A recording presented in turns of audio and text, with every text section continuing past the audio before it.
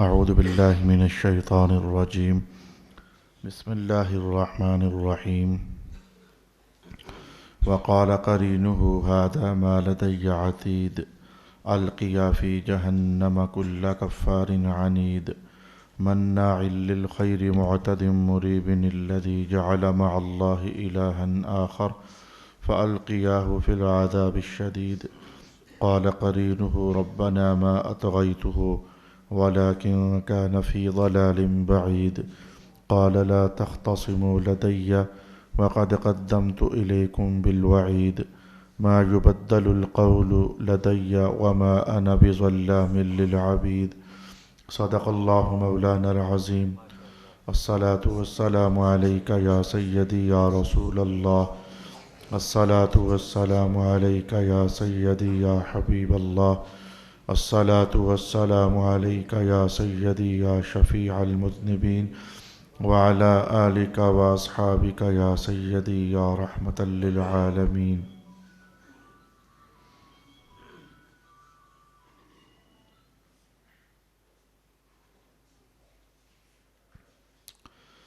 اور اس کا ساتھی کہے گا یہ اس کا اعمال نامہ ہے جو میرے پاس تیار ہے. ہر سرکش کافر کو جہنم میں ڈال دو. جو نیکی سے منع کرنے والا حد سے زیادہ شک کرنے والا ہے جس نے اللہ کے ساتھ دوسرا معبود قرار دیا تم اس کو سخت عذاب میں ڈال دو. اس کا ساتھی کہے گا اے ہمارے رب میں نے اس کو گمراہ نہیں کیا لیکن یہ خود پرلے درجے کی گمراہی میں تھا. اللہ فرمائے گا میرے سامنے جھگڑا نہ کرو میں تم کو پہلے ہی عذاب کی وعید سنا چکا ہوں. میرے سامنے میری خبر تبدیل نہیں کی جاتی اور نہ میں بندوں پر ظلم کرنے والا ہوں. صدق اللہ مولانا العظیم. اللہ تعالیٰ کا فضل اور اس کا کرم. سورہ قاف کی چند آیات بینات کی تلاوت اللہ تعالیٰ نے نصیب فرمائی ہے. اس دعا کے ساتھ اپنی گفتگو کا آغاز کروں گا. اللہ کریم تلاوت کردہ آیات بینات کا فہم اور اس کا فیض ہم سب کو نصیب فرمائے. گزشتہ نشست کی بات اگر آپ ذہن میں رکھ سکتے ہیں تو ذرا ذہن میں لائیے. رب کائنات نے ارشاد فرمایا تھا قیامت کو جو شخص بھی آئے گا. ویسے تو بات یہی ہے کہ ہر مسلمان ہو یا ہر کافر بات ہر ایک کے یہی ہے کہ اس کے ساتھ کچھ فرشتے ہوں گے جو اس کے نامہ اعمال کو اٹھا کر لانے والے ہوں گے اور اس کے کیے ہوئے پر گواہ ہوں گے. ویسے تو ہر ایک کی بات یہی تھی لیکن جو آیات بینات کا سیاق چل رہا ہے اس کے مطابق ان آیات میں اللہ تعالیٰ نے کافروں کا حوالہ قائم کیا ہوا ہے. کافروں کے متعلق کہا جا رہا ہے کہ جب وہ قیامت کے میدان میں آئیں گے ایک ان کو ہانکنے والا ہوگا اور ایک فرشتہ ان پر گواہ ہوگا. یہ گزشتہ نشست میں نے آپ سے عرض کیا تھا. اور آخری آیت جو تھی ہماری وہ یہ تھی کہ لقد كنت فی غفلۃ من ھذا. اے کافر تو آج کے دن کے سلسلے میں غفلت میں پڑا ہوا تھا. فکشفنا عنک غطاءک. ہم نے تیرا پردہ غفلت کا آج ہٹا دیا ہے. فبصرک اليوم حدید. آج نظر کھول کر دیکھ لے تیری نظر بہت تیز ہو چکی ہے.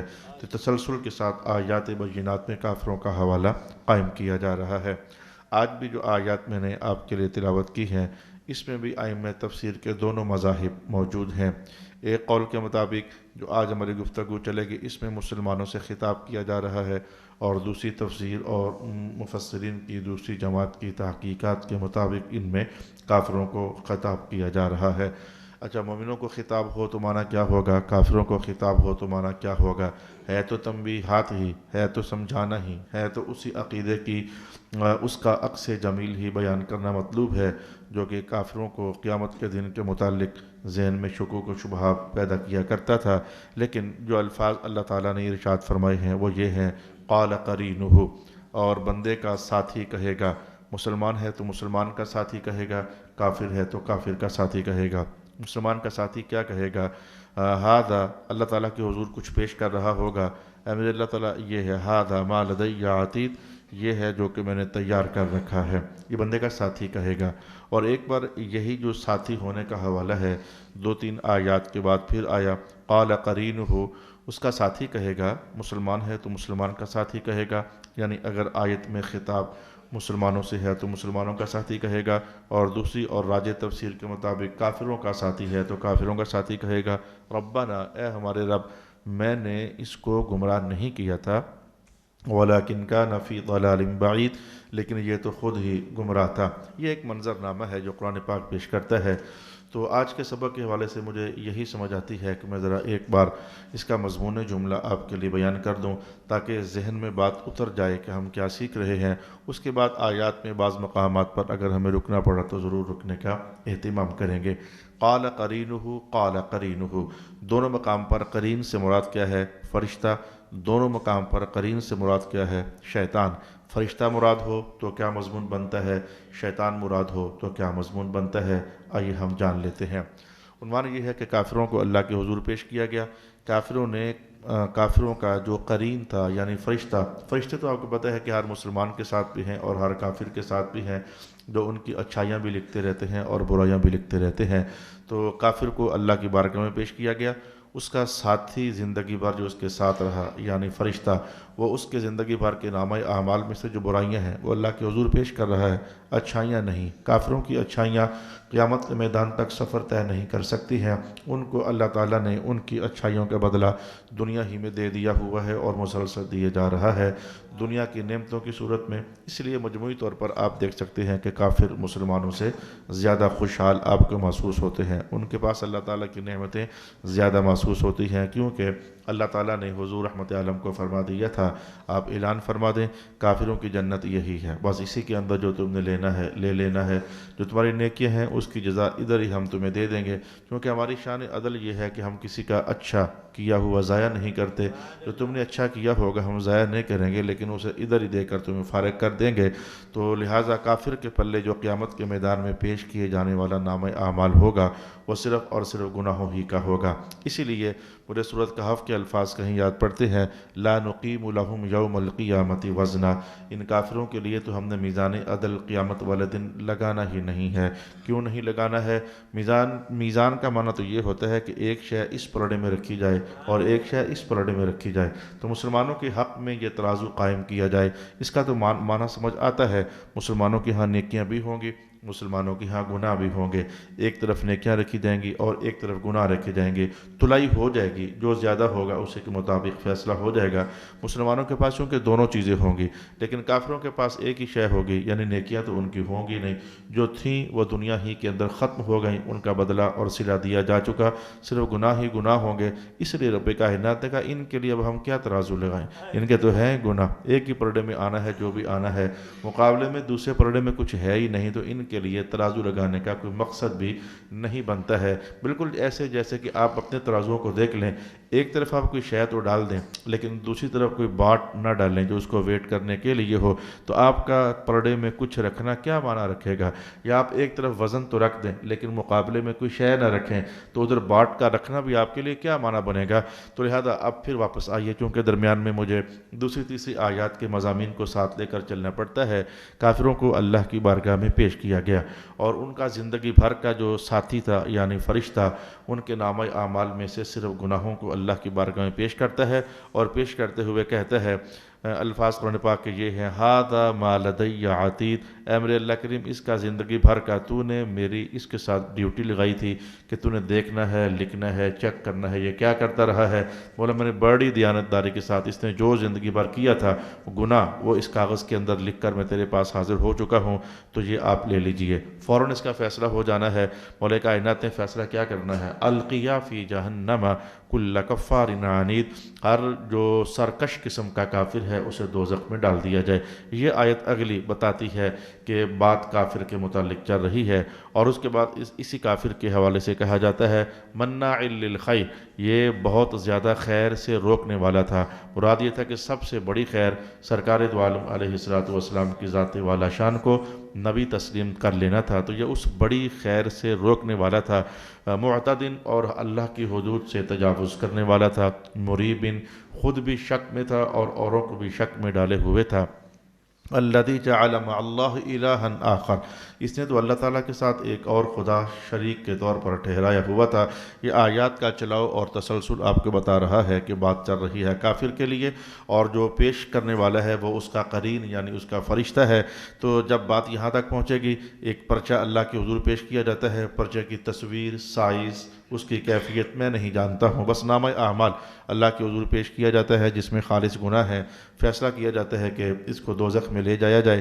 قال قرینہ، تو یہ الفاظ اس کا ساتھی پھر بولے گا، لیکن ساتھی کے بولنے سے پہلے اصل ہوتا یہ ہے کہ وہ جو کافر ہے وہ اللہ کی بارگاہ میں جھوٹ بولنے لگ جاتا ہے، اور وہ جھوٹ بولتے بولتے کہتا ہے کہ اے میرے اللہ کریم، یہ جو اس فرشتے نے لکھا ہوا ہے یہ تو اس نے ایسے ہی میرے ذمہ لگا دیا ہے، فلانا فلانا کام تو میں نے کیا ہی نہیں، میں تو گناہ گار تھا ہی نہیں، میں تو نافرمان تھا ہی نہیں۔ اگر یہ بات آپ جاننا چاہیں کہ قرآن حکیم میں ہے کیا کہ کافر اللہ کی بارگاہ میں قیامت والے دن بھی جھوٹ بولنا چاہیں گے، میں ایک آیت آپ کے سامنے پڑھ دیتا ہوں۔ کافر کہے گا واللہ ربنا ما کننا مشرکین، اللہ کی قسم اے ہمارے رب، میں ہم تو شرک کیا ہی نہیں کرتے تھے۔ اللہ کے حضور کھڑے ہو کر جھوٹ بول رہا ہے، اس فرشتے نے اپنے پاس ہی سے لکھ دیا ہے۔ اب جب فرشتے کو، جو کہ اللہ کی طرف سے وکیل بنا کر کے اس کے پلے بٹھایا گیا تھا، جب فرشتے کو جھوٹ بولے جانے کا الزام لگایا جائے گا، فرشتہ آگے سے کہے گا قال قرینہ، تو فرشتہ آگے سے کہے گا ربنا ما اطغیتہ، اے میرے اللہ کریم، میں نے اسے گمراہ تو کیا ہی نہیں تھا، میں نے تھوڑا گمراہ کیا تھا، ولکن کان فی ضلال بعید، یہ خود بڑی دور کی گمراہی میں پڑا ہوا تھا، یہ جو کچھ کرتا رہا ہے وہ میں نے وہی لکھا ہے، میں نے اپنے پاس سے کچھ لکھ کر اس کو گناہ گار قرار نہیں دیا ہے، میں نے اس کو گناہ میں شامل حال نہیں کیا، یہ خود ہی گناہ گار تھا۔ تو یہ ہے اس آیت کا پس منظر کا، اس میں کافروں کا نامہ اعمال پیش ہونا، اور پھر کافروں کو دوزخ میں لے جانے کا حکم جاری کرنا، اور کافروں کی چند بری خصلتوں کو بیان کرنا، اور پھر کافر کا اس فرشتے پر اعتراض کرنا کہ رب کریم اس نے خود ہی سے لکھ دیا ہے فلانی فلانی شے، میں تو ایسا نہیں تھا، اور پھر فرشتے کا آگے سے جواب دینا کہ رب کائنات، میں نے اس کو سرکش قرار نہیں دیا ہے، جو کچھ کیا کرتا تھا یہ میں نے وہی کچھ لکھا ہوا ہے۔ پھر ان دونوں کو، جبکہ کافر فرشتے پر الزام لگا رہا ہوگا اور فرشتہ اللہ کے حضور جواب دے رہا ہوگا مولا کریم یہ غلط بیانی سے کام لے رہا ہے، اب ایسے میں رب کائنات ارشاد فرمائے گا لا تختصموا لدی، میرے سامنے مخاصمہ کرنے کی کیا ضرورت ہے، مت جھگڑو میرے سامنے، وقد قدمت الیکم بالوعید، حالانکہ اللہ تعالیٰ ساری صورتحال جاننے والا ہے، لیکن اس کیس کو ختم کرنے کے لیے میرے سامنے مت ڈرو، میں نے تمہیں سمجھا نہیں دیا تھا، نبی بھیجا نہیں تھے، وحیاں اتری نہیں تھی، قرآن مسلمانوں اگر تمہارے دور کا کافر ہے تو قرآن دے نہیں دیا تھا، جناب موسیٰ اور عیسیٰ علیہ السلام کے دور کا کافر ہے تو ان کے لیے تورات اور انجیل کی سوغاتیں ہم نے اتار نہیں دی تھیں، لا تختصموا لدی، میرے سامنے لڑو مت، وقد قدمت الیکم بالوعید، اور میں تمہارے لیے وعید بھیج چکا ہوں۔ یہ تفسیر کا ایک پہلو ہے جو میں نے آپ کے لیے مضمون جملہ کے طور پر پیش کر دیا۔ بعض آیات پر مجھے خود بیان کرتے ہوئے مشکل سی پیش آ جاتی ہے کہ امر اللہ کریم میں کیسے کہوں تاکہ لب لباب جو ہے وہ کم از کم ذہن میں اتر جائے۔ ان آیات کو میں دوسرے انداز میں پیش کرنے جا رہا ہوں۔ قال قرینہ سے مراد کیا ہوگا؟ قرین سے مراد ہے شیطان، کیونکہ اللہ تعالیٰ نے شیطان کو بھی قرآن حکیم میں قرین قرار دیا ہے۔ میں بھی آپ کے سامنے الفاظ پڑھ دیتا ہوں۔ قرین کا معنی ہوتا ہے ساتھی، ہر انسان کے ساتھ ساتھی تو ہے، میرے ساتھ بھی شیطان بھی ساتھی ہے اور فرشتے بھی میرے ساتھ ساتھی ہیں، آپ کے ساتھی بھی شیطان بھی ہیں اور فرشتے بھی ہیں۔ فرشتوں کا ہونا تو بڑے پرانے زمانوں سے آپ جانتے ہیں، بچپن سے سنتے چلے آئے ہیں کہ فرشتے انسانوں کے ساتھ، جو انسان بھی پیدا ہوتا ہے اس کے لیے اللہ تعالیٰ کی طرف سے ڈیوٹیاں دینے کے لیے کم از کم 2 آپ جانتے ہیں، لیکن حدیث میں کم از کم 5 فرشتوں کا حوالہ آتا ہے۔ ہر شخص کے ساتھ، خواہ وہ مسلمان ہے خواہ وہ کافر ہے، کم از کم 5 فرشتوں کی ڈیوٹی ہوتی ہے۔ تو قرین کا معنی فرشتے ہیں، یہ تو بڑے پرانے زمانے سے آپ چلتے چلے آ رہے ہیں، وہ ہمارے ساتھ ہوتے ہیں، لیکن قرین قرآن حکیم نے شیطانوں کو بھی قرار دیا ہے، اور ہمارے ساتھ شیطان بھی ہوتے ہیں، جس کو رسول پاک علیہ السلام نے بھی بیان کیا۔ میں دونوں باتیں آپ کے سامنے لے آتا ہوں۔ اللہ تعالیٰ نے کیسے ارشاد فرمایا کہ ہر انسان کے ساتھ قرین یعنی شیطان ہوتا ہے، اور سرکار دو عالم علیہ السلام نے کن کلمات کے ساتھ ارشاد فرمایا؟ رب کائنات نے تو یہ ارشاد فرمایا ہے من یعش عن ذکر الرحمن، جو بندہ اللہ تعالیٰ کے ذکر سے غافل ہو کر، ذکر سے یہاں کیا مراد ہے جو بیان کر چکا ہوں، پچھلے سپاروں کی کہانی ہے، مراد اللہ کی یاد کسی رنگ میں بھی ہو، نماز بھی اللہ کی یاد کا ایک انداز ہے، تلاوت بھی اللہ کی یاد کا ایک انداز ہے، تسبیحات بھی اللہ کی یاد کرنے کا ایک انداز ہے، تو اللہ کو یاد کرنا کسی بھی انداز میں ہو، تو جو بھی ہمارے ذکر سے غافل غافل رہتا ہے نقید لہ شیطانا، ہم متعین کر دیتے ہیں اس کے لیے پھر ایک شیطان کو، فہو لہ قرین، تو وہ شیطان پھر ہمیشہ اس کا ساتھی بن کر کے تو اس کے ساتھ ساتھ رہتا ہے۔ اگلے الفاظ قرآن حکیم کے پھر یہ ہے کہ پھر وہ بندہ شیطان کے بہکاوے اور دائرے میں اور اس کی اطاعت میں رہ کر زندگی گزار رہا ہوتا ہے، وہ ہر اپنے برے کام کو بھی اچھا ہی تصور کر رہا ہوتا ہے، حالانکہ وہ خالص گمراہی کے اندھیروں کی طرف سفر طے کر رہا ہوتا ہے، لیکن وہ گمان یہی کر رہا ہوتا ہے کہ میں اچھائی کا مسافر ہوں اور میں خیر کو منزل بنا کر آگے بڑھ رہا ہوں۔ تو میں نے یہ آیت آپ کے سامنے اس مقصد کو بیان کرنے کے لیے پڑھی ہے کہ انسانوں کے ساتھ ساتھی کے طور پر شیطان بھی ہوتے ہیں، قرآن پاک نے ارشاد فرما دیا۔ اور اگر میں ایک اور مقام پر آیات بینات میں سے کوئی آیت پڑھنا چاہوں تو الفاظ یہ ہیں وَقَيَّضْنَا لَهُمْ قُرَانَاءَ فَزَيَّنُوا لَهُمْ مَا بَيْنَ أَيْدِيهِمْ وَمَا خَلْفَهُمْ، ہم نے بہت سارے شیاطین، وَقَيَّضْنَا لَهُمْ بہت سارے شیاطین ہم نے ان کے ساتھ لگا دیے ہوئے ہیں، جس کو 8ویں سپارے میں رب کائنات فرماتا ہے اِنَّهُ يَرَاكُمْ هُوَ وَقَبِيلُهُ مِنْ حَيْثُ لَا تَرَوْنَهُمْ، اس کارگاہ حیات میں جہاں فرشتوں کا نزول ہوتا رہتا ہے، ادھر انسانوں تمہارے ساتھ آئیں بائیں دائیں شیاطین اور جنات بھی رہتے ہیں، تو وہ تمہیں وہاں سے دیکھ رہے ہوتے ہیں اور ان کی پوری فوجیں، اِنَّهُ يَرَاكُمْ هُوَ وَقَبِيلُهُ، پورا قبیلہ ہے ان جنات کا، شیاطین کا، پورے خاندان ہے، یہ تمہیں دیکھتے رہتے ہیں جہاں سے تم ان کو نہیں دیکھ سکتے ہو، یہ ان دیکھے گھات لگا کر تم پر حملے کرتے ہیں، اور ان حملے کرنوں کی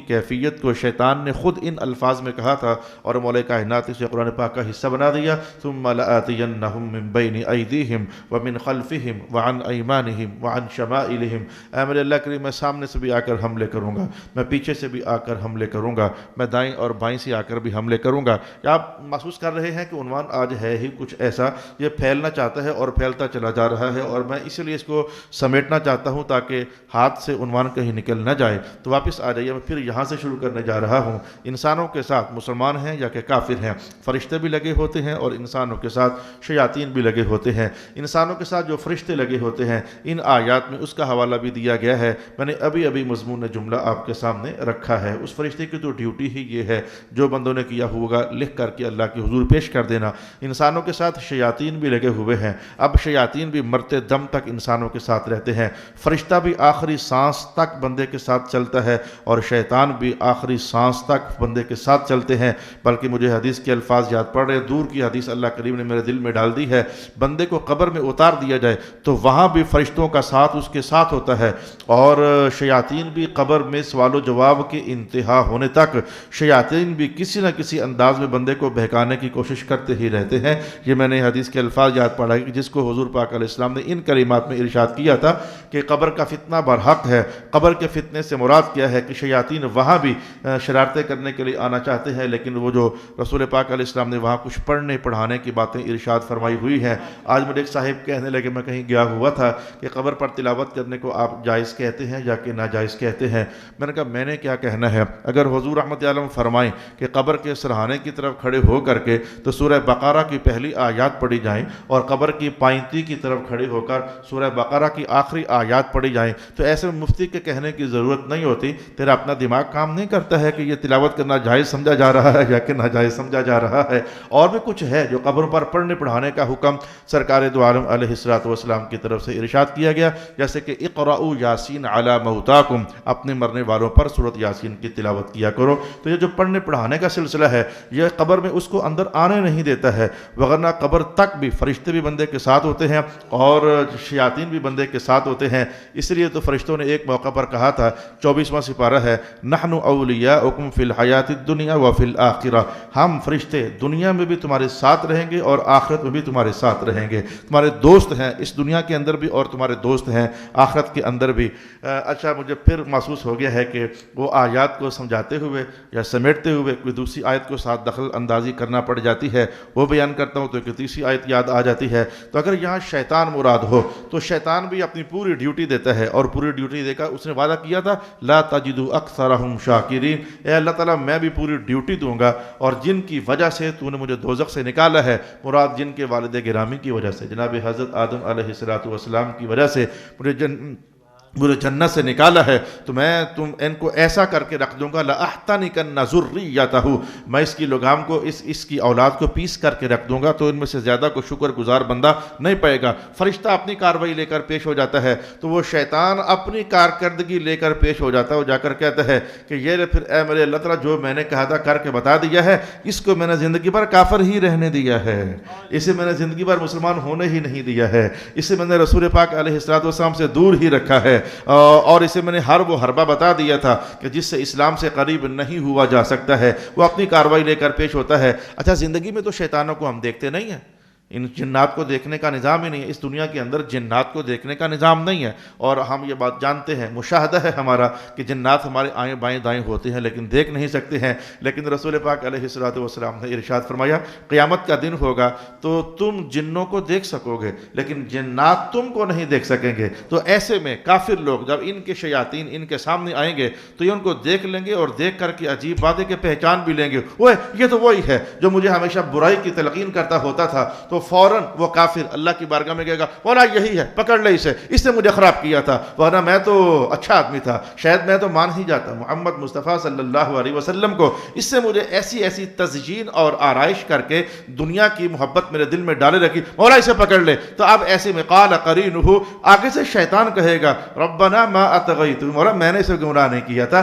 میں تو صرف اس کو دعوت دیا کرتا تھا، میں تو صرف اس کو بلایا کرتا تھا، جیسے کہ 13ویں سپارے کے اندر میں آپ کو بیان کر چکا ہوں، ان دعوتکم فاستجبتم لی، کسی بھی گناہ کو مزین کر کے زین لہم الشیطان اعمالہم، میں کسی بھی کام کو مزین کر کے تمہارے سامنے پیش کر دیتا تھا، دولت تمہیں اچھی لگواتا تھا، عورتیں تمہیں اچھی لگواتا تھا، گناہ تمہیں اچھے لگواتا تھا، اور گناہ کے اندر ایک اٹریکشن ہوتی ہے، تم اپنی مرضی سے آیا کرتے تھے، تو چونکہ وہ شیطان پر سارا کیا دھرا ڈالنا چاہتا ہے کافر، تو شیطان آگے سے کہتا ہے ربنا ما اطغیتہ، مولا میں بری ہوں، میں نے اس کو گمراہ نہیں کیا تھا، میں تو صرف اس کو دعوت دیا کرتا تھا، جیسے خطیب آپ کو خیر کی دعوت دیتا ہے، قبول کرنا یا نہ کرنا یہ آپ کی ذمہ داری ہوتی ہے، مؤذن آپ کو نماز کی دعوت دیتا ہے، مان کر آ جانا یا نہ آنا یہ آپ کے ذمہ ہوتا ہے، بالکل ایسے ہی سمجھ لیجئے شیطان بھی ہر انسان کو گناہ کی دعوت دیتا ہے، حتیٰ کہ سرکار دو عالم صلی اللہ علیہ وسلم سے بڑھ کر اللہ کے ہاں محبوب ترین ہستی کون ہو سکتی ہے؟ خود حضور پاک علیہ السلام نے نہیں فرمایا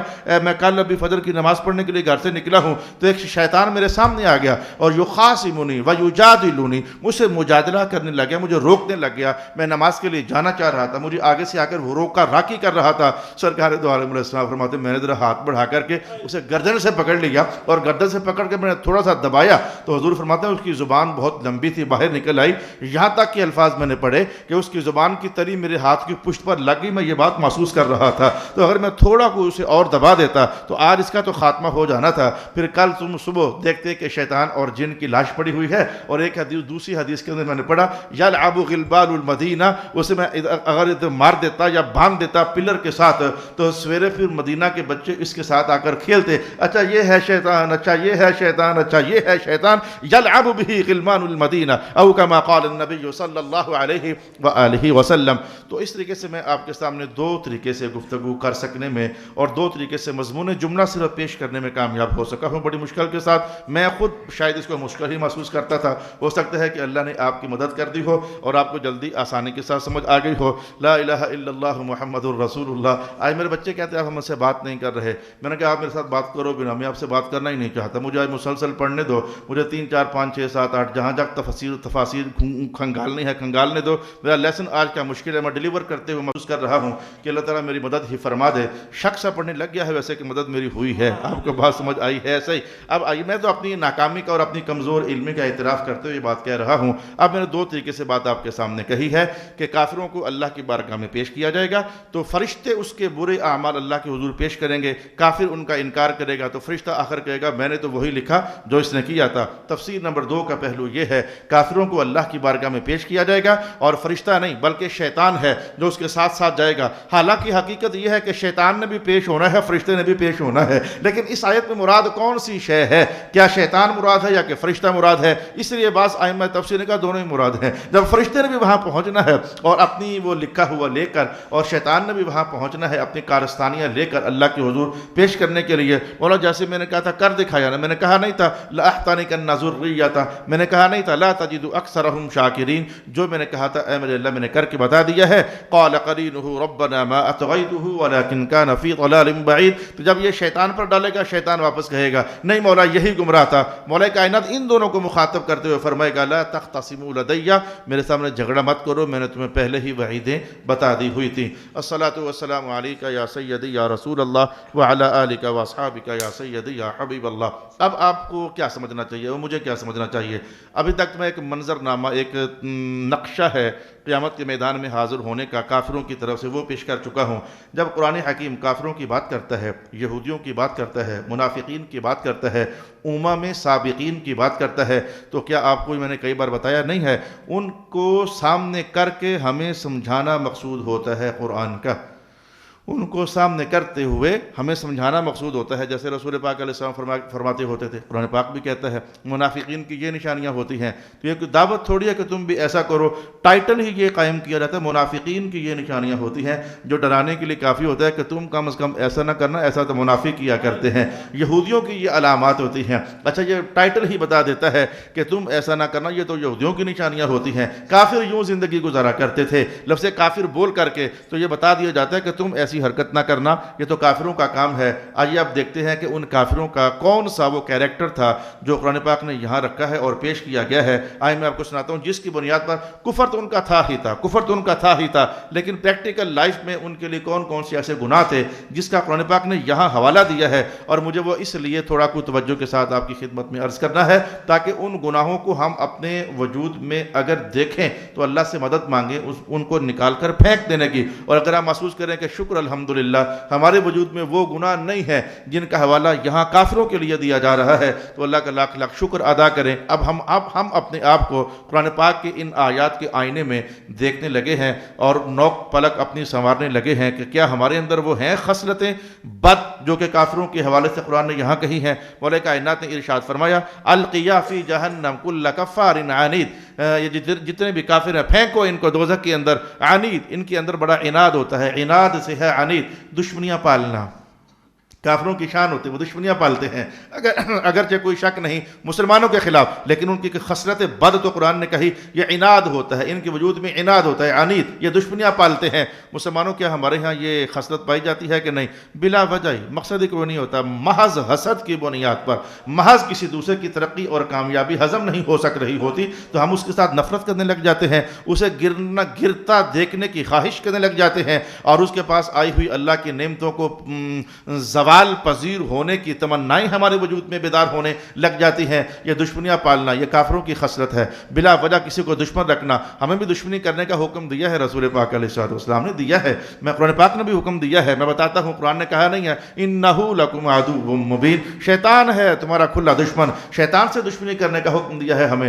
رسول پاک علیہ السلام نے ان کلمات کے ساتھ ہمیں دشمنی سکھائی ہے، الحب للہ والبغض للہ، اگر کسی سے محبت کرتے ہو تو اس لیے محبت کرو یہ اللہ کی بارگاہ کا سچا مسافر ہے، اور اگر کسی سے بغض کرتے ہو، نفرت کرتے ہو تو یہ اس لیے بغض اور نفرت کرو اس کا آج کل اللہ سے تعلق ٹھیک نہیں ہے، اس لیے میں اسے نفرت کر رہا ہوں۔ تو ہمیں دوستی اور دشمنی کی بنیاد دی گئی ہے، تو لہذا جو چیز ہماری رشتہ داروں کے حوالے سے تو ہمیں دوستوں یاروں کے حوالے سے، اپنوں کے حوالے سے، اقارب کے حوالے سے تو نبھانے کا ہی اور نبھانے کا ہی اور نبھانے کا ہی اور نبھانے کا ہی حکم دیا گیا ہے۔ ایک صحابی نے آ کر عرض کیا تھا یا رسول اللہ میرا رشتہ دار ہے، وہ میرے ساتھ کاٹ دیتے ہیں تعلق، میں پھر جوڑنے کی کوشش کرتا ہوں وہ پھر کاٹ دیتے ہیں، میں پھر بڑی مشکل سے ہمت کر کے جوڑنے کی کوشش کرتا ہوں وہ پھر کاٹ دیتے ہیں، وہ تجھے کاٹا جوڑا چلتا چلا آ رہا ہے۔ حدیث کے الفاظ کیا ہیں؟ سرکار دو عالم علیہ السلام نے اس صحابی کو مخاطب کرتے ہوئے ارشاد فرمایا تو نے تو پھر ان کو ذلیل ہی کر کے رکھ دیا ہے۔ مانا کیا تھا کہ آج تو نہیں لیکن اللہ کی بارگاہ میں تو عزت افزائیوں کے مراتب پر فائز ہو جانے والا ہے اور وہ ذلت کے قہر عمیق میں گر جانے والے ہیں۔ اور پھر سرکار دو عالم علیہ السلام نے ہمیں یہ سمجھا دیا رشتہ دار دار ایسے ہی ہوتے ہیں، رشتہ دار ایسے ہی ہوتے ہیں۔ ایک لفظ میں حضور نے ساری ہی بات کہہ ڈالی، ان کے حسد، ان کے بغض، ان کے اناد سے ہماری بات آگے بڑھ رہی ہے، ان کے اناد، کسی کو کامیاب نہ دیکھ سکنا، ایک لفظ میں حضور نے یہ کہہ کر ساری بات سمجھا دی۔ الاقارب کالعقارب، میں محمد کی نظر میں اگر دیکھنا چاہو بتا دیتا ہوں لیکن نبھانا، حضور کیا، میں رشتہ دار بچھو ہی ہوتے ہیں۔ اللہ اکبر، بچھو کہنا کیا کافی نہیں ہے، ان کے اندر دشمنیاں پلنا۔ اب میں آپ بھی تو کسی کے رشتہ دار ہو، آج آپ قرآن کی صحبت میں ہو، کوئی آپ سے بچھو بن کر پیش آئے، آپ تو آج محمد مصطفیٰ کی تعلیمات سننے کے لیے آئے ہوئے ہو، آپ تو بچھو بن کر نہ پیش آنا۔ وہ تمہارے ساتھ اناد کرے، تم تو اناد نہ کرنا، وہ تمہارا برا چاہے، تم تو برا نہ چاہنا۔ آج میرے لیے سبق یہ ہے، آج آپ کے لیے سبق یہ ہے۔ آج لاہور سے ایک بڑے بھائی کا فون آ گیا، کسی بڑے بھائی کا فون آ گیا، اس نے کہا میرے چھوٹے بھائی نے بڑے بھائی کی، 3 بھائی ہیں ہم، تو جو سب سے چھوٹا ہے اس نے بڑے بھائی کی 10 لاکھ روپے کی چوری کر لی ہے، اب کیا کروں؟ تو میں نے کہا وہ چوری کیا، میں جو آپ کو خیر کی بات بتانا چاہتا ہوں، وہ 10 لاکھ کی چوری کی ہے تو کیا وہ چوری تھی؟ کہتے چوری نہیں تھی، بڑا اصل میں دے نہیں رہا تھا، حق اسی کا بنتا تھا، دے نہیں رہا تھا، اور اس نے پھر زبردستی بس پیمنٹ ایک آئی تو اس نے وہ کیش نکال کر کے ٹرانسفر کر لی، اس کی اپنی مجبوریاں پھنسی ہوئی تھیں، کہنے کو چوری ہے اصل میں اپنا حق تھا۔ کہنے کہ اب میں کیا کروں؟ میں نے کہا میں آپ کو خیر کے سوائے کیا بات سکھاؤں، آپ درمیان میں ڈلو، بڑے بھائی کو سمجھاؤ کہ یہ بیچارہ مقروض ہو چکا تھا، فلانا فلانا فلانا اس سے قرضہ لینے کے لیے اس کو تنگ کر رہا تھا، اب آپ پیسے دے نہیں رہے تھے، اب بیچارہ اپنی جان چھڑانے کے لیے اتنی ہمت نہ کرتا تو کیا کرتا؟ میں نے کہا تیری ذمہ داری اس وقت ثالثی کا کردار ادا کرنے میں ہے، اب تم اسے تڑکے نہ لگانا، مسالے نہ لگانا، اب بڑا اور چھوٹا لڑیں کہ میں مزے لوں گا، تجھے مزے لینے کی اجازت دی نہیں ہے، رسول اللہ صلی اللہ علیہ وسلم نے تمہیں خیر خواہی کی اجازت دی ہے، سرکار دو عالم صلی اللہ علیہ وسلم نے گرنا آسان ہوتا ہے، سلپ کر جانا آسان ہوتا ہے، اور اپنے آپ کو گندا کر لینا آسان ہوتا ہے، لیکن نہانا دھونا، ستھرا کردار، عمدہ شخصیت، یہ بڑا ہی مشکل ہوتا ہے۔ چلہ ہے پورا چلہ، یہ بابوں کے جنگلات کے چلوں سے بھی زیادہ شدید چلہ ہے، بندہ اپنے آپ کو دھو دھا کر کے تو کسی طریقے سے قبر کی اس چھوٹی سی چار دیواری کے اندر اتر جائے، سوکھا ہو کر اتر جائے۔ تو میں یہی بات آپ کو، میں نے کہا حضور جانتے ہیں کہ رشتہ دار ایسے کرتے ہیں، حضور نے پہلے فرما دیا، حضور فرماتے ہیں میں تمہیں یہ سکھاتا ہوں رشتہ داریوں کو جوڑ کے ہی رکھنا، بھلے صرف اتنی کو تری دیتے رہنا کہ آمنا سامنے ہونے پر السلام علیکم، اس سے زیادہ نہیں، ہمت تو نہ کرنا، نبھانا ویسے، لیکن کم از کم سلام کرنے سے نیچے آنے کی اجازت میں تمہیں نہیں دیتا۔ کافروں کی ایک بری خصلت میں نے آپ کے سامنے رکھی ہے، کفار عنید، ان میں اناد بھرا ہوتا ہے، اناد بھرا ہوتا ہے۔ ایک حدیث جب بھی آئے گی، عنوان آئے گا، مجھے کہنی ہوگی، کیا نماز کی بات قرآن پاک نے کئی بار نہیں کہی ہے؟ کیا وضو کی باتیں حضور نے کئی بار نہیں سکھائی ہیں؟ کیا سچ بولنے کی تلقین کی آیات قرآن پاک میں ڈھیروں بار نہیں ہے؟ تو ایسے ہی میرے بھی جب بھی کوئی ایسا عنوان آئے گا جس میں یہ حدیث پوری اترتی ہوگی عنوان کے ساتھ، مجھے کہنی ہوگی، مجھے مطابقت میں آپ کے سامنے رکھنی ہوگی کون سی حدیث ہے جو میں اتنی بے قراری کے ساتھ آپ کو شد و مت کے ساتھ اس کی دعوت دینا چاہتا ہوں۔ یہ دیکھیں جناب حضرت عمر ابن الخطاب رضی اللہ تعالی عنہ فرماتے ہیں، میں اچھا خاصا اس مجلس کے اندر اور محفل کے اندر موجود تھا جب حضور نے اچانک یہ اعلان کر دیا، کسی نے جنتی بندہ دیکھنا ہے؟ وہ سارے متوجہ ہو گئے، یہ کیا بتانا چاہتے ہیں رسول اللہ علیہ السلام؟ کسی نے جنتی بندہ دیکھنا ہے تو دیکھ لینا، ابھی وہ داخل ہونے لگا ہے، محفل میں داخل ہونے لگا ہے۔ جناب عمر کہتے ہیں سب کی توجہ بن گئی، آتا کون ہے جس کے آنے سے پہلے حضور جنتی ہونے کا اعلان کر رہے ہیں؟ فرماتے ہیں کہ ایک شخص کو ہم نے دیکھا، بس تھوڑی سی ترچھی نظر سے دیکھ کر، ہماری عادت نہیں تھی آنے والے کو دل بھر کر دیکھتے، کیونکہ ہم اپنی نظریں حضور کے چہرے سے ہٹایا نہیں کرتے تھے، لہذا ہلکی سی نظر ڈال لی اور ہم نے پھر حضور کو دیکھنا شروع کر دیا۔ وہ آیا بیٹھا، گپ شپ لگائی، حضور سے کچھ بات چیت ہوئی، اٹھ کر چلا گیا۔ اگلا دن ہوا تو پھر سرکار دو عالم علیہ السلام نے محفل کے اندر فرما دیا، اگر کسی نے جنتی دیکھنا ہوا تو دیکھ لینا وہ آ رہا ہے۔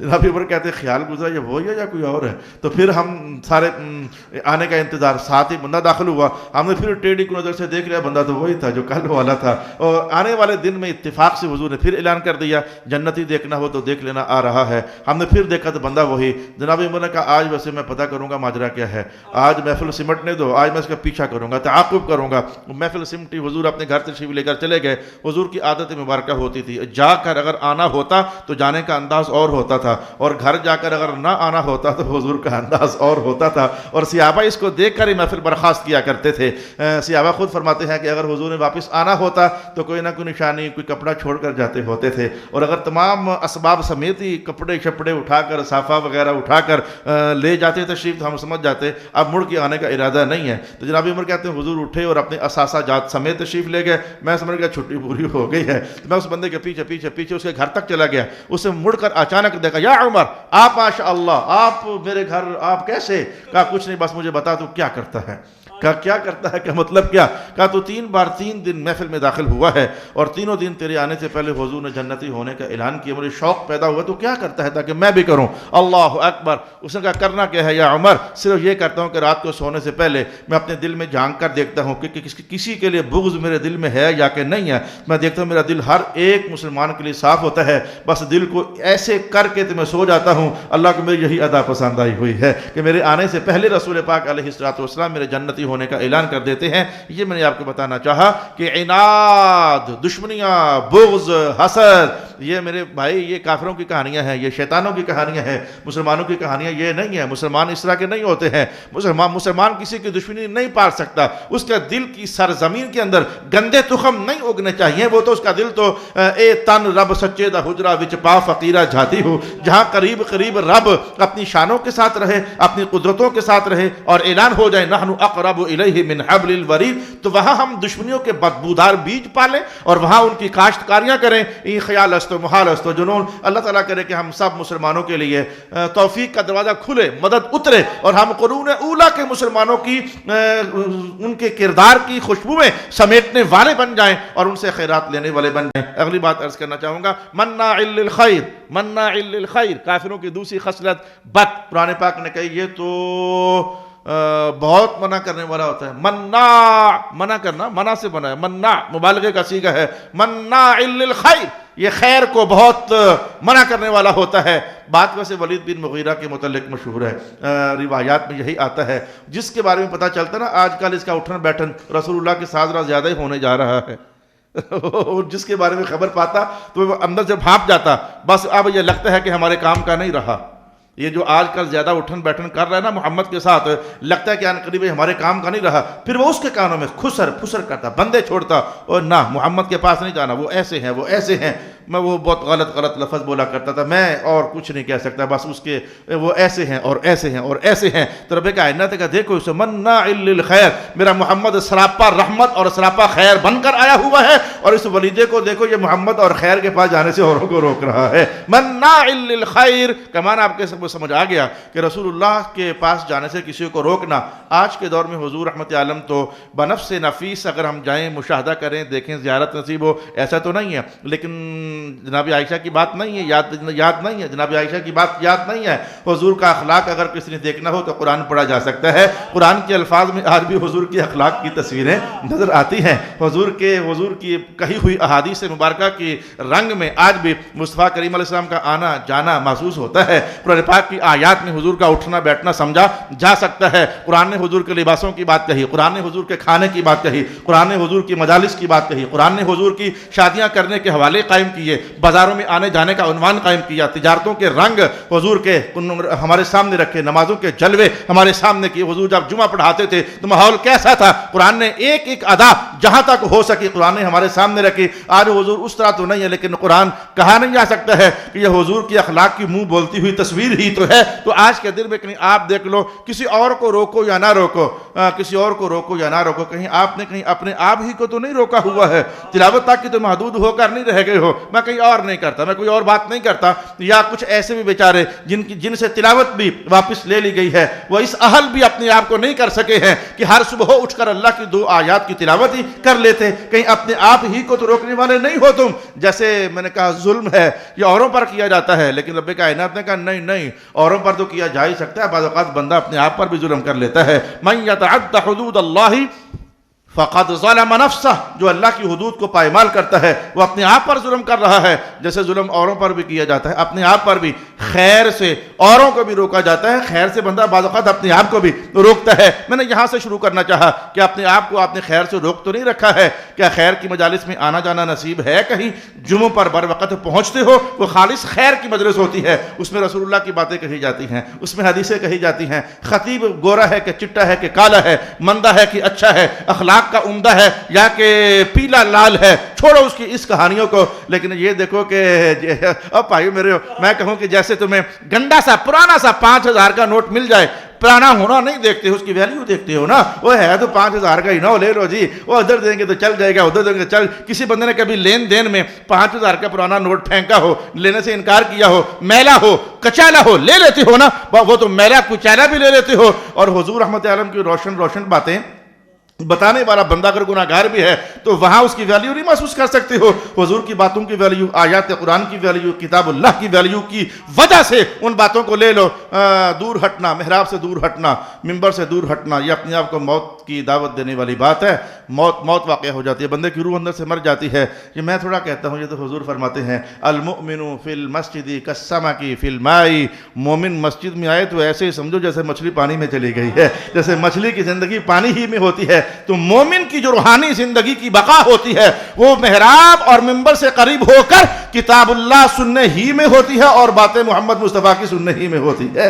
ارشاد کرام ہوا مناع للخیر، مناع للخیر. اچھا، قرآن پاک نے خیر سے مراد اپنے مقام پر پیسہ، مال، تیلا، اس کو بھی خیر کہا گیا ہے.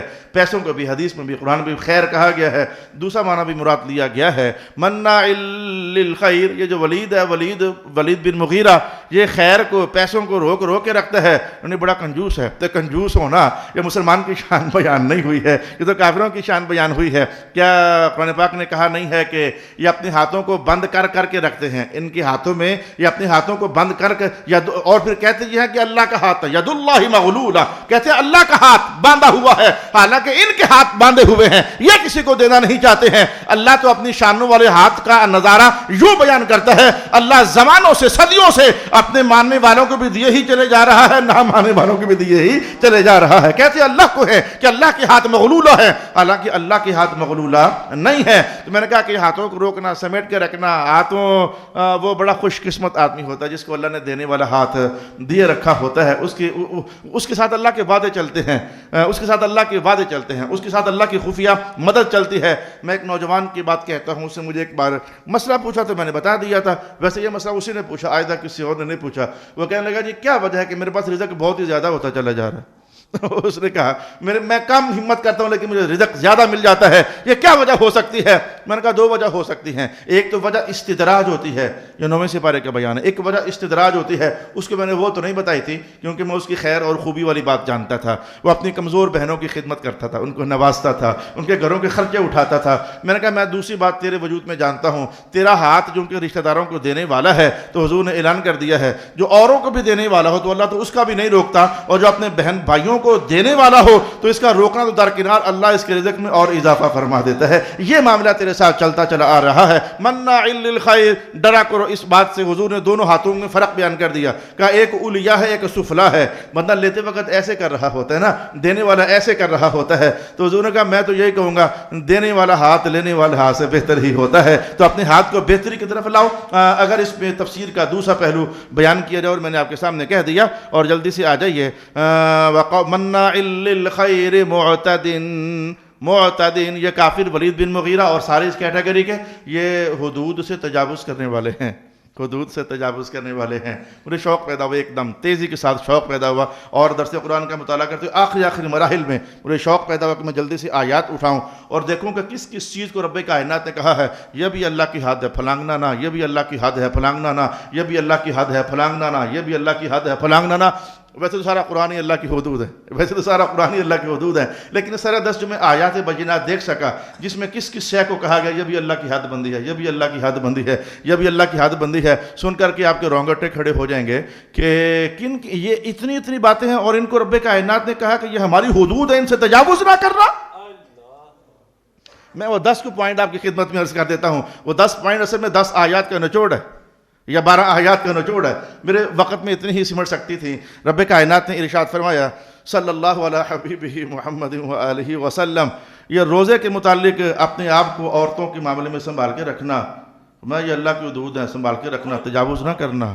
اچھا، اعتکاف کی حالت میں اپنے گھروں میں آنے جانے کے حوالے سے جو کہہ دیا گیا کہ اندر ہی رہنا، بس اندر ہی رہنا ہے، تجاوز نہ کرنا، یہ اللہ کی حد قائم کر دی جا چکی ہے. اچھا، اس کے بعد کہا کہ میاں اور بیوی کو آپس میں رہنا کیسے چاہیے، کس کے کیا حقوق اور کس کے حقوق اور آداب زندگی بنتے ہیں، ان کو نبھاتے رہنا، یہ اللہ نے بیان کیے ہیں تو اللہ کی حدود ہیں، ان میں تجاوز نہ کرنا. خامند لوگوں تجاوز نہ کرنا، بیویوں پر کوئی سختی کرتے ہوئے کوئی زبان درازی کرتے ہوئے، زبان درازی کرنا بیویوں کو بھی منع کیا حضور نے، خاوندوں کو بھی منع کیا ہے، تو میاں بیوی کے معاشرتی عنوانات کو قرآن حکیم نے دوسرے سپارے میں سورہ بقرہ کے اندر کہا یہ تلک حدود اللہ، یہ اللہ کے قائم کردہ حدود ہے، ان سے متجاوز نہ ہونا۔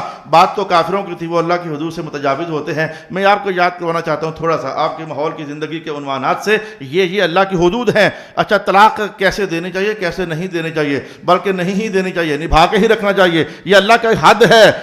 تینوں اکٹھی نہ دینا، ایک ہی دینا، بس پھر گزارا چلانا، پھر ایک ہی دینا، نہ نبھا ہو سکے تو پھر گزارا چلانا، اور پھر اب بھی نہ چلے تو پھر بھی ایک ہی دینا، ایک ایک کر کے دینا۔ اللہ تمہیں سکھا رہا ہے یہ اللہ کی حدود ہیں، تجاوز نہ کرنا۔ تین اکٹھی دیتے ہو نا مردو، تین اکٹھی دیتے ہو تینوں اکٹھی، اور اس کے بعد عدالت کا اور ہمارا جھگڑا چلوا دیتے ہو۔ اے کاش کے عدالت والے ہمارے بھائی بھی، میرے ایک دوست ہیں، ان سے میں نے کسی زمانے میں کہا تھا کہ آپ ایسا کریں کہ 30 40 50 وکیل اکٹھے کریں، روٹی میرے پلے سے کھا لیں یار، لیکن کم از کم ہم طلاق دینے کا شرعی دستور تو ان کو بتائیں کہ طلاق یوں دینی چاہیے تاکہ اس کے مطابق محراب اور عدالت آپس میں کلیش نہ کریں۔ جو محراب بول رہا ہو عدالت بھی وہی بول رہی ہو، عدالت بھی سلو کی بات کرتی ہے لیکن 3 کے بعد نہیں، محراب سلو کی بات کرتا ہے 1 کے بعد اور 2 کے بعد۔ تو کیوں نہ لکھنے لکھانے میں ہم ایک ہی کی عادت ڈلوا دیں اپنی عدالتوں کے ماحول میں، تاکہ آپ نے بھی ایک ہی دلوائی ہو، ہم بھی کہیں کہ 1 کے بعد صلح ہو سکتی ہے، آپ بھی کہو صلح ہو سکتی ہے، تو کتنا اچھا ہو جائے۔ لیکن ابھی تک اللہ کی طرف سے وہ مدد اتری نہیں ہے۔ امید کرتا ہوں اللہ تعالیٰ کسی موقع پر ایسا ماحول بنا دے۔ ایک زمانوں کا بنا ہوا کلیش، 3 کے بعد صلح کروانے کی گنجائش پیدا کرنے کی بات کرنا، اور پھر ہم کہتے ہیں 1 کے بعد گنجائش ہوتی ہے اور 2 کے بعد بھی گنجائش ہوتی ہے۔ اللہ تعالیٰ کرے اللہ کے حضور کوئی بعید نہیں ہے، کوئی آسانی کے لیے دروازہ کھول دے۔ اس کے بعد عدت کے مسائل، یوں عدت گزارنا۔ آج میرے ایک 40ویں پر عنوان یہ تھا عدت کی حکام بیان کریں، تو رب کائنات نے کہا عدت کے جو مسائل ہیں یہ اللہ کی حدود ہیں، ان سے تجاوز نہ کرنا۔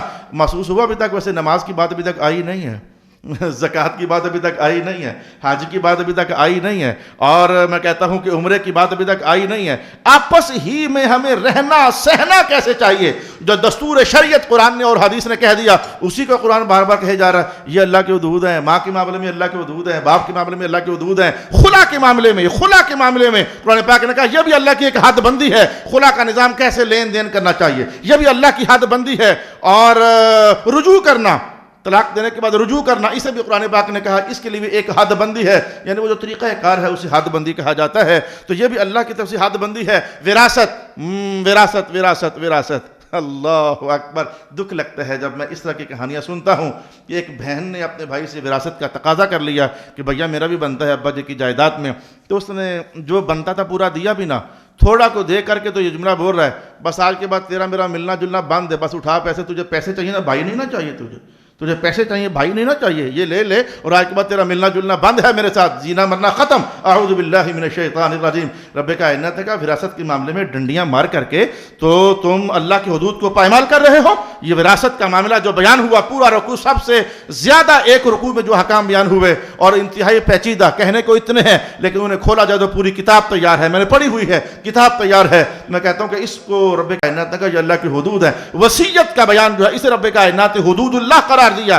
بعض اوقات بندہ دشمنیاں نبھانے کے لیے بھائیوں کے ساتھ، دوسروں تیسروں کے ساتھ اپنا مال مرنے سے پہلے ہی وصیت میں اڑا دیتا ہے تاکہ اوروں کو دے دوں گا، بھائیا تجھے نہیں دینے دوں گا، اور پتر تیرے ہاتھ مال نہیں لگنے دوں گا۔ وصیت کے رنگ میں مال اڑانے کی بات کرنا، رب کائنات کا مصطفیٰ کریم نے بتایا نہیں تھا کہ 30 حصے سے زیادہ وصیت نافذ نہیں کرنی، بس یہ اللہ کی قائم کردہ حد ہے، جو حضور فرما دے وہ اللہ کی حد ہے، اس سے تجاوز نہ کرنا، اور نہ تمہیں اس سے تجاوز کرنے کی اجازت دی جا سکتی ہے۔ حال ہی میں ایک عورت فوت ہوئی ہے، مجھے خبر مل رہی ہے اڑتے اڑتے، وہ ہمارے سسرالی خاندان سے تعلق رکھتی ہے، خبر مل رہی ہے کہ اس نے کہا تھا کہ میرا سارا زیور اٹھا کر فلانی مسجد میں دے دینا۔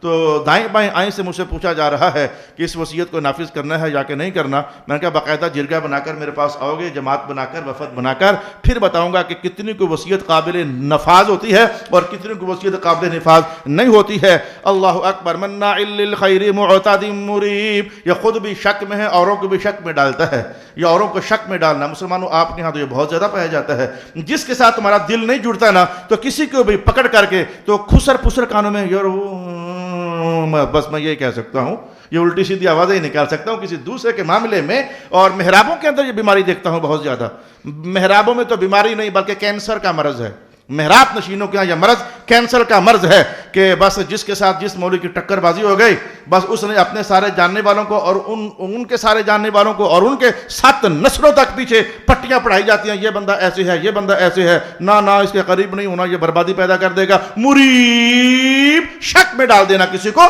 اور متردد کر دینا۔ اس پر حضور اتنے ناراض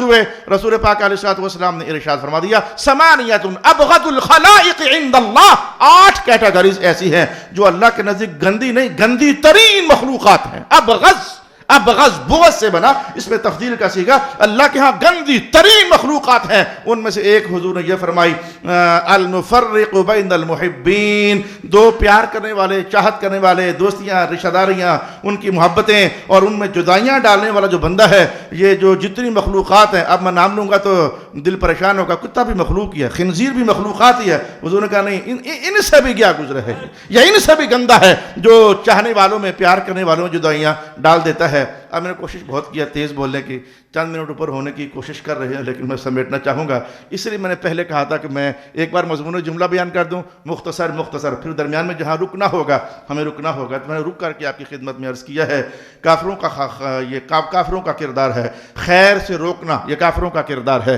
اور دشمنیاں پالنا اپنے دلوں کے اندر بلا وجہ یہ کافروں کا کردار ہے، اور پھر حدود اللہ سے تجاوز کرنا یہ کافروں کا یہ کردار ہے، مریب، شک میں رہنا اور شک میں ڈالنا یہ کافروں کا کردار ہے۔ اللہ کے حضور میں تو بس دعا ہی کر سکتا ہوں۔ یہ آیت رہ گئی، بڑی دلچسپیاں تھی اس میں، مولا کائنات نے کہا ما یبدل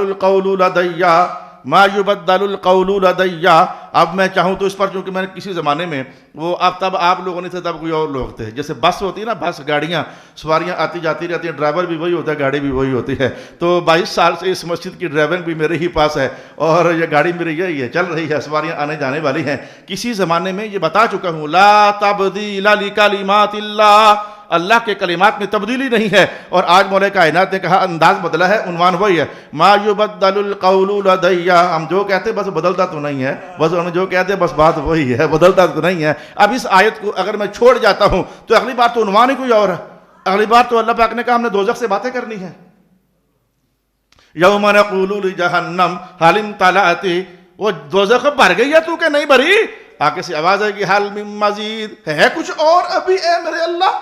اب عنوان بدل رہا ہے، اب اس آیت کو کدھر میں اس کے ساتھ جوڑوں؟ میں 2-3 باتیں تو کہہ دوں نا کم از کم۔ رب کائنات نے کہا ہم نے جو کہتے ہیں بس وہ ہو کے رہنا ہوتا ہے، بس اس میں کوئی تبدیلی نہیں ہے۔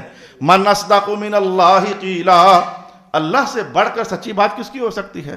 من اوفا بعہدہ من اللہ، اللہ سے بڑھ کر وعدہ کون نبھا سکتا ہے؟ اللہ پاک نے اتنی تاکیدیں اپنے اس عنوان کے لیے کہی، تو بس میں آپ کو اتنا ہی یاد کراتا ہوں، کیا آپ کے لیے کافی نہیں ہے کہ کوئی تمہیں ستائے تو صبر کرنا؟ اللہ نے کیا دیا؟ واللہ مع الصابرین، مدد میری تمہارے ساتھ ہوگی، میں تمہارے ساتھ ہوں گا، اور ساتھ کہا جو کہہ دیا بس بات وہی ہے، یہ بات بدلنے والی نہیں ہے۔ ما یبدل القول لدی، ایک اور انداز میں کہتا ہوں اور بات سمیٹ لیتے ہیں، رب کائنات نے کہا نہیں، من یتق اللہ، جو بھی تقوی دار بن کر رہے گا، وہ تقوی دار بن کر رہے گا، اس کا دوسرے لفظ میں معنی ہوتا ہے سرکار کا بن کر رہے گا۔ تقوی کوئی اور شے نہیں ہوتی ہے، حضور کی اداؤں کو سمیٹنے کا نام ہی تقوی ہے۔ من یتق اللہ یجعل لہ مخرجا ویرزقہ من حیث لا یحتسب، میرے مصطفیٰ کے بن کر زندگی گزارو، درویش بیبے بن کر کے زندگی گزارو، اور مست ملنگ ہو کر کے صبح و شام اپنے محمد کی اطاعت کے لیے تیار ہو جاؤ۔ کہا کبھی کہ زندگی میں پھنس گئے نا، اللہ پھنسا نہیں رہنے دے گا، نکلنے کا راستہ بنا دے گا، اور تمہیں وہاں سے جھولیاں بھرے گا، تم سوچ بھی نہیں سکتے۔ اب واپس آؤ، ہاں ہم نے جو کہہ دیا بس بات وہی ہے، بات بدلا تو نہیں کرتی ہماری۔ ما یبدل القول لدی، میں نے زندگی میں کئی بار دیکھ لیا ہے، آپ نے بھی زندگی میں کہیں نہ کہیں تو آپ کو یاد آتا ہوگا، ہم تھوڑے سے حضور کی طرف بڑے تھے کسی زمانے میں، تھوڑے سے، لیکن اللہ نے اس پر بھی اپنا وعدہ پورا ہی نبھایا تھا، اس نے ہمیں نہیں پھنسا رہنے دیا تھا، مدد کر دی تھی، آسمان سے کچھ عطا اس کی اتر آئی تھی، ہم سمجھ گئے تھے کہ اللہ ہماری کمر پر اپنی رحمت کی تھپکی دے رہا ہے، تو اللہ کی بات بدلتی نہیں، اس پر یقین پختہ کریں، اللہ نے جو کہہ دیا بس وہ ہو گیا۔ من یتوکل علی اللہ فہو حسبہ، جو معاملات ہمارے حوالے کر دیتا ہے ہم پھر نبھا لیتے ہوتے ہیں۔